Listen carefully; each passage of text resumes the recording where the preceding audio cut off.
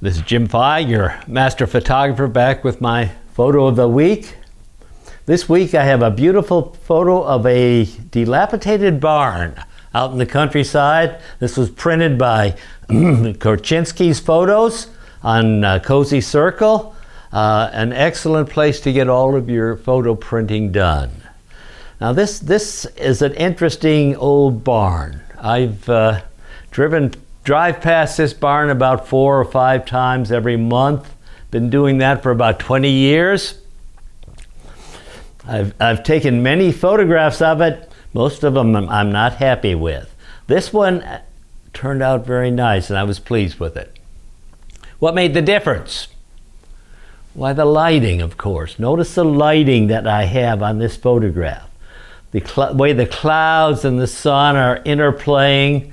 I'm getting some nice light and some nice shadow. And I got another thing that you have to be a master photographer, I think, to get. It's the way this light beam comes down and shines on the building. The key to that is pure luck. Pure luck. You have to be there when the light is right, and you have to be ready to take the photograph when the light is right. Okay, so light is the key here. Let's talk about light a minute. What is light? Well, if you talk to the scientists, they'll talk about electromagnetic waves vibrating through the space, and if you get in the right wavelength or frequency, you get in the visible range, and the light will reflect off a subject and you can see it. And if that light reflects off a subject and enters through the camera lens, you can take a photograph of it.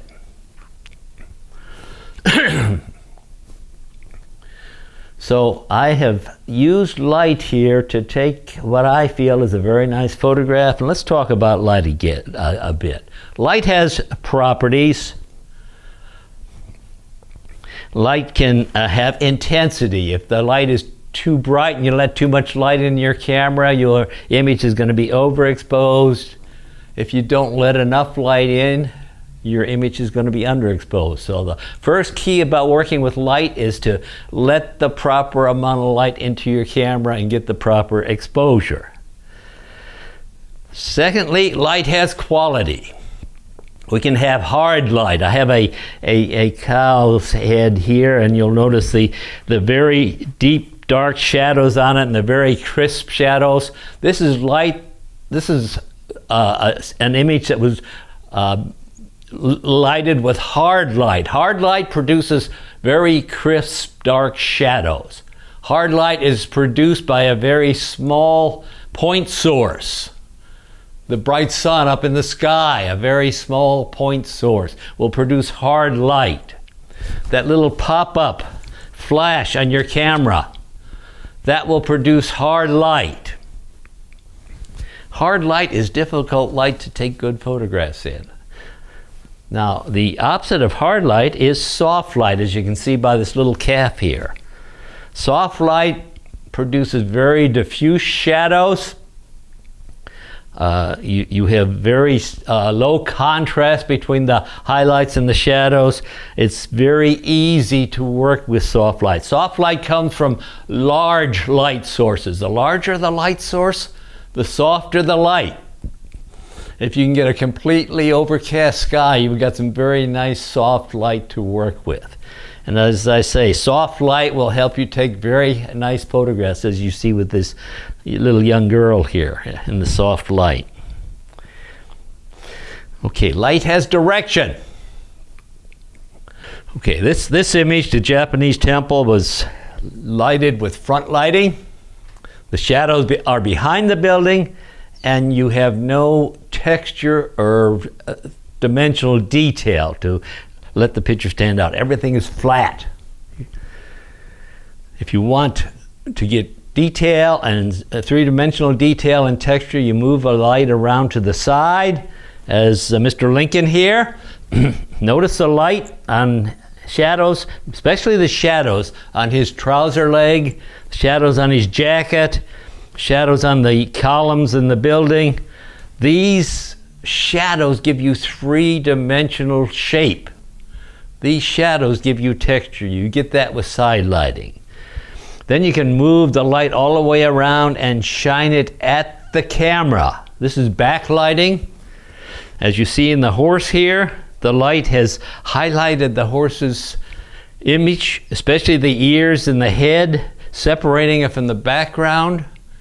Without that backlighting there to separate the subject from the background, without that rim of light around the subject, the ears would blend right into the background with this horse. When you're working with something like this, you have to be careful to adjust your exposure so that the parts that you want properly exposed are where you're setting your exposure at. In this example, the horse's face. Now, when working with backlighting, you can also let the light, adjust the exposure for the light in the background, as you can do in this telephone pole, and let the foreground stay dark and form a silhouette. You can also let the light shine through your subject, as in these bottles, giving you a bright colored image that's showing transmitted light. Now, light also has color.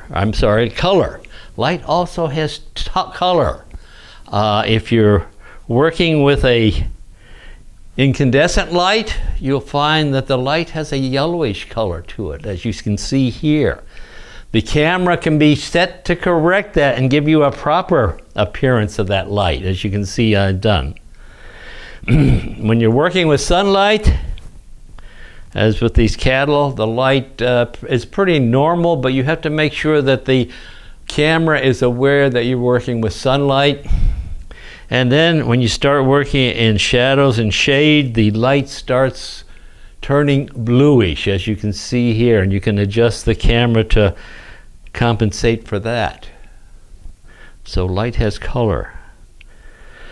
Light can also be confusing when you're working with sunsets and sunrises. The camera tries to get rid of that nice orange and yellow colors that you want in your sunset, because it thinks skies are blue or gray, not red and orange and other colors.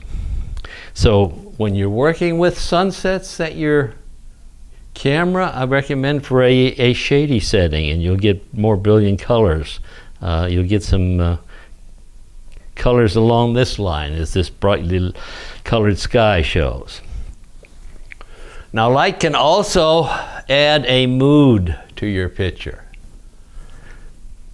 This picture here, the same that I have on the board, this picture has a bright, cheery atmosphere to it. It'll brighten you up, it'll cheer your day. It'll make life happy for you. On the contrary, this church steeple with the dark clouds behind it gives you a much somber mood, a darker mood, a gloomy mood, if you might look at it that way. So light is important to your photographs. Learn how to use light. Go out and try to add the effects of light to your images. Thank you. This is Jim Feig, coming to you from South Bridge Street Live.